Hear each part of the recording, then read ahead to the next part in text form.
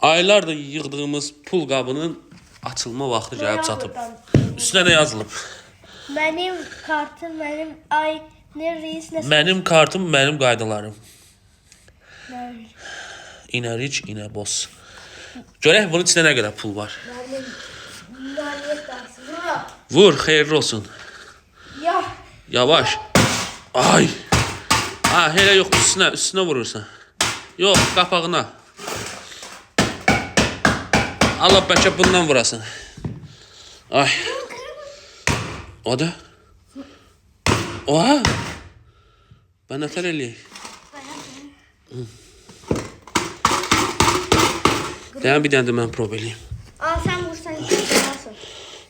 Vur çocuğum. Oy da teki. Ya bunun içi pulla doldu, ona görə açılmır. Boşu gələcək bu dəqiqə. Bir dənə öz aləti var aslında. Nətər alətdir? Deyən, gözlə.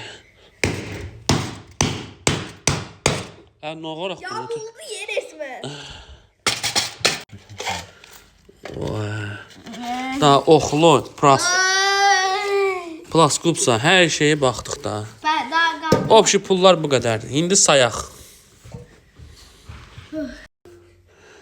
Çox böyük əziyyətlərdən sonra 61 AZN pulumuz oldu. Buna cep nə alırıq?